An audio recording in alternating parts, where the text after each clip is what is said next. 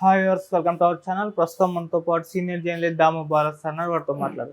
నమస్కారం సార్. నమస్తే సార్, మల్లారెడ్డి గారు ఈ మధ్య కాలంలో చూసుకుంటే ఈ ల్యాండ్ ఇష్యూస్, అలా యూనివర్సిటీ ఇష్యూస్ వీటిలో ఎక్కువగా ఇరుక్కోవడం చూస్తున్నాం సార్. ఈ రోజు కూడా ల్యాండ్ విషయంలో ఏదో గొడవ అయిందంట కదా, మరి ఏం జరిగింది సార్ అక్కడ? మాజీ మంత్రి మల్లారెడ్డి వివాదాస్పదమైన వ్యక్తి మనకు తెలుసు. ముందు నుంచి కూడా ఆయన ఇంతకుముందు కూడా బీఆర్ఎస్ గవర్నమెంట్ ఉన్నప్పుడు కూడా ఆయన అనేక రకాల వివాద కార్యక్రమాల్లో ఇరుక్కునేవాడు. అయితే రేవంత్ రెడ్డి వచ్చిన తర్వాత అప్పుడు కూడా రేవంత్ రెడ్డి ప్రతిపక్షంలో ఉన్నప్పుడు మల్లారెడ్డికి వ్యతిరేకంగా రేవంత్ రెడ్డి అనేక పోరాటాలు చేశాడు. మల్లారెడ్డి ఒక భూ ఆక్రమణదారుడని అనేక చోట్ల ఆయన భూములను ఆక్యుపై చేసుకున్నాడు అనేది అప్పుడు కూడా రేవంత్ రెడ్డి చెప్పాడు. అప్పుడే చెప్పాడు, నేను రాగానే దీని మీద అంతా ఎంక్వైరీలు పెడతాను, మల్లారెడ్డి అంత చూస్తానని అతను రేవంత్ రెడ్డి చెప్పేవాడు. దాని తర్వాత నిజంగానే రాగానే ఫస్ట్ మల్లారెడ్డి మీదనే పడ్డాడు రేవంత్ రెడ్డి. ఆయన ఆస్తులు ఎక్కడెక్కడ ఆక్యుపై చేస్తున్నారు వాటిని గవర్నమెంట్ ద్వారా చేయడం, ఆ ఆక్యుపై చేసుకున్న ఆ బాధితులనంతా ఆర్గనైజ్ చేసి వాళ్ళ ద్వారా కంప్లైంట్లు ఇప్పించడం, దాని మీద చర్యలు తీసుకోవడం, దాంతో మల్లారెడ్డి కోర్టులకు వెళ్ళడం ఇలాగా జరుగుతుంది. సో ఈ క్రమంలో మల్లారెడ్డి ఏం చేశాడు, కాంగ్రెస్లో చేరడానికి సాయశక్తులు ట్రై చేశాడు. ఈవెన్ మన డికే శివకుమార్ని కూడా కలిశాడు. ఒక్కసారి రేవంత్ రెడ్డి అపాయింట్మెంట్ ఇప్పిస్తే చాలని కూడా అడిగాడు. కానీ రేవంత్ రెడ్డి ఆయన విషయంలో స్ట్రిక్ట్గా ఉండదలుచుకున్నాడు. వచ్చినా కూడా తను చేర్చుకోకూడదు, మల్లారెడ్డి అంతా ఇది చూడాలి అనేది రేవంత్ రెడ్డి ఫిక్స్ అయ్యాడు. సో దాంతో మల్లారెడ్డికి కష్టాలు ప్రారంభమైనాయి. సో ఈరోజు లేటెస్ట్గా ఏం జరిగిందంటే, Jeedimetla division Suchitra military compound road అంటారు. ఆ రోడ్లో మల్లారెడ్డికి 2 ఎకరాల 10 గుంటల ల్యాండ్ ఉంది. ఆ ల్యాండ్ ఆల్రెడీ ఆ ల్యాండ్లోనే మేము 1 ఎకరా 11 గుంటలు మేము కొన్నామని కొంతమంది కోర్టుకు వెళ్ళారు. అది కోర్టులో నడుస్తుంది. నిన్న ఏం జరిగిందంటే, వీళ్ళందరూ వచ్చి ఒక 100 మంది దాకా కొన్న వాళ్ళు వచ్చి మొత్తం ఒక స్ట్రాంగ్ ఫెన్సింగ్ వేసేసారు. రేకులతో ఒక స్ట్రాంగ్గా ఫెన్సింగ్ వేసేసారు. సో 100 మంది పైన వచ్చారు. దాంతో మల్లారెడ్డి వాళ్ళు అడ్డుపడితే వాళ్ళని కొట్టడానికి వచ్చారని మల్లారెడ్డి, వాళ్ళ కొడుకు భద్రారెడ్డి, వాళ్ళ అల్లుడు రాజశేఖర్ రెడ్డి ముగ్గురు కూడా పేట్ బషీరాబాద్ పిఎస్ కిందకు వస్తుంది, పోలీస్ స్టేషన్ కిందకి వస్తుంది. వాళ్ళు పోలీస్ స్టేషన్కి వెళ్ళి కంప్లైంట్ ఇచ్చారు. కానీ వాళ్ళు పట్టించుకోలేదు పోలీసులు, ఎందుకంటే వాళ్ళు కోర్టు పరిధిలో ఉంది, మేమేం చేయలేమనేది వాళ్ళు చెప్పారు. సో ఈరోజు ఏం చేశారంటే, మల్లారెడ్డి తన అంచర బ్యాచ్లతో అంతా అక్కడికి వెళ్ళి అక్కడ ఫెన్సింగ్ని ధ్వంసం చేయడానికి ట్రై చేస్తుంటే వాళ్ళు వచ్చారు, ఆ ల్యాండ్ ఓనర్స్ 15 మంది వాళ్ళు వచ్చి ఇది మాది అని వాళ్ళ గొడవ అయింది. దాంతో మల్లారెడ్డి మనుషులు ఎక్కువ మంది ఉన్నారాడ.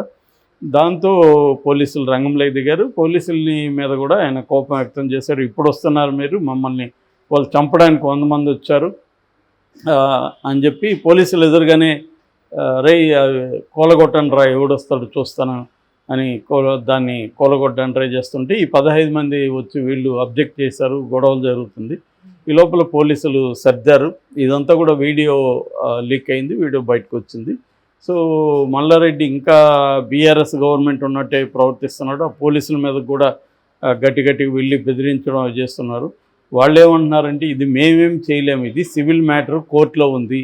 వాళ్ళేమో కోర్టు మాకు అనుకూలంగా ఇచ్చింది, ఇది మా ల్యాండ్ కాబట్టి మేము వేసుకున్నాం, 1 ఎకరా 11 సెంట్లు అదే గుంటల వరకు మేము వేసుకున్నాం, మిగతా మీది చూసుకోండి అని వాళ్ళు అంటున్నారు. ఈయనేమో లేదు, ఇది నాది, నేను కోర్టులో ఉంది, నేను సిపి దగ్గరికి వెళ్తాను, మీ అంతు చూస్తానని పోలీసులను కూడా బెదిరిస్తున్నాడు. అంటే క్లియర్గా మల్లారెడ్డి మీద ఉన్న ఆరోపణలు ఏంటంటే, ఆయన అనేక మంది ఆస్తులు వసూలు చేసుకున్నాడు, ఆక్రమణ చేసుకున్నాడు. అప్పట్లో ఆయన గవర్నమెంట్ కాబట్టి ఆ మాట వినేది, ఆయన మాట చెల్లేది. సో ఆ తర్వాత గవర్నమెంట్ మారిన తర్వాత ఆయన కష్టాలు మొదలైంది. యాక్చువల్గా మనం చూస్తే ఎప్పుడైనా ఒక కొత్త గవర్నమెంట్ వచ్చినప్పుడు ఫస్ట్ ఎమ్మెల్యేలు, ఎంపీలు, మినిస్టర్లు వీళ్ళు ఫస్ట్ పడేది ల్యాండ్స్ మీద. ఇవి 2 రకాలుగా ఉంటుంది. ఒకటేమో కబ్జా చేస్తారు, రెండోదేమో ఎక్కడెక్కడ డెవలప్ చేయబోతామో వీళ్ళకి తెలుస్తుంది. ఇప్పుడు మనకి చంద్రబాబు పీరియడ్లో హైటెక్ ఏరియాలో డెవలప్మెంట్ జరగబోతుందని ముందుగా వాళ్ళు ప్లాన్ చేసుకుంటారు కదా, ఇక్కడ డెవలప్ చేద్దామని. సో అది వాళ్ళు ముందుగానే కొంత తన దగ్గరున్న వాళ్ళకి లీక్ చేస్తారు. లీక్ చేయగానే వాళ్ళు వెళ్ళి అక్కడ, అప్పుడైతే అది డెవలప్డ్ కాదు కాబట్టి తక్కువకి ఇచ్చేస్తారు, అలా కొనేస్తారు. కొనేసిన తర్వాత డెవలప్మెంట్ స్టార్ట్ అవుతుంది. డెవలప్మెంట్ స్టార్ట్ అవ్వగానే ఈ ల్యాండ్స్కి వాల్యూ పెరుగుతుంది. ఇది రెగ్యులర్గా జరిగే ప్యాటర్న్. ఎవరున్నా, ఈవెన్ చంద్రబాబు కాదు, రాజశేఖర రెడ్డి ఉన్నా ఇది జరుగుతుంది, కేసీఆర్ ఉన్నా ఇది జరుగుతుంది, ఎవరున్నా ఇది జరుగుతుంది. సో ఇదొక మోడల్. రెండోది ఏంటంటే పోలీసుల్ని రౌడీజాన్ని ఉపయోగించుకొని వీళ్ళు వీక్ ఓనర్స్ ల్యాండ్స్ ఎక్కడెక్కడ ఉన్నాయనేది ముందు కలెక్ట్ చేస్తారు. రెవెన్యూ ఆఫీస్లో లేకపోతే ల్యాండ్ రిజిస్ట్రేషన్ ఆఫీస్లో నుంచి వీళ్ళకి మొత్తం డీటెయిల్స్ వచ్చేస్తాయి. ముందు బలహీనమైన ఓనర్స్, అంటే ఇప్పుడు ఓనర్ ఉంటాడు, ఆయనకి పెద్ద అది ఎప్పటి నుంచో తరతరాల ల్యాండ్ వస్తుంటుంది, కానీ ఆయనకేమి పెద్ద అంగబలం అర్ధబలం పరిచయాలు ఏమి ఉండవు.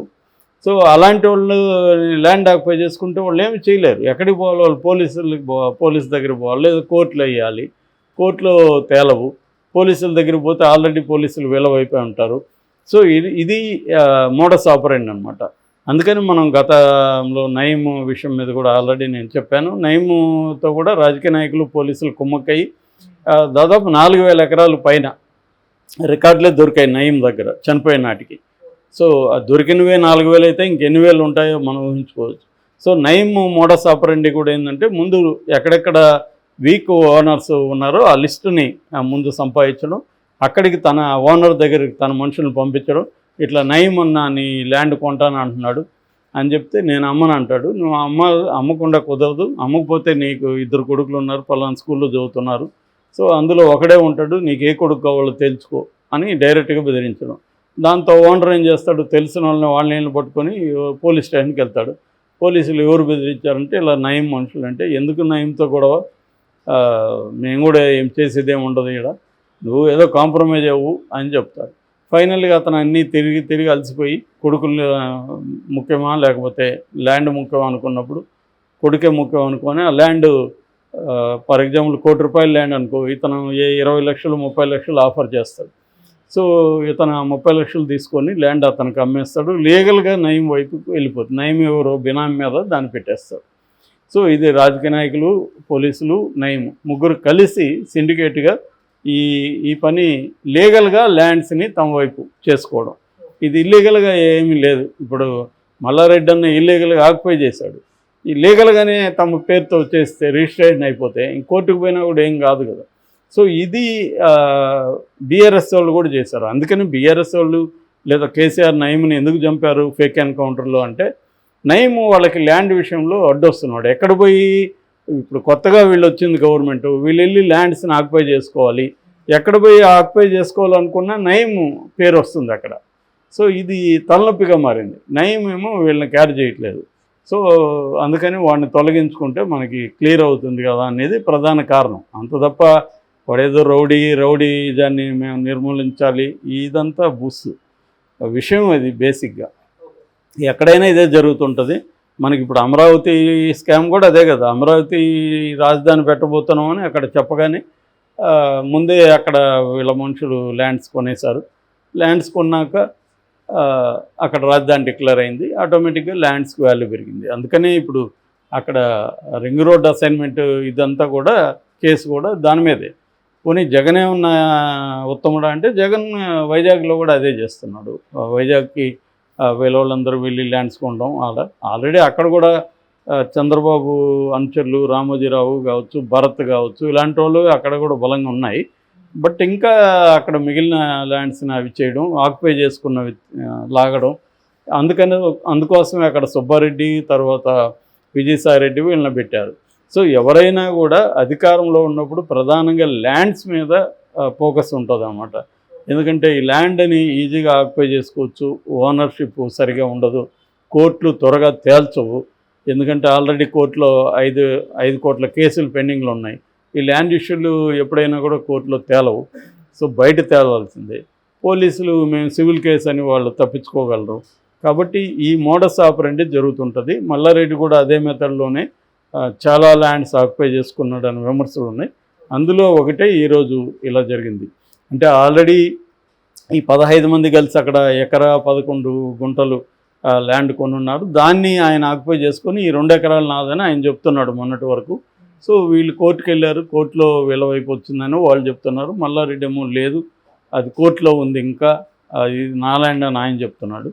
సో ఈ క్రమంలో మరి ఇది ఎట్లా తేలుతుందనేది చూడాలి మనం.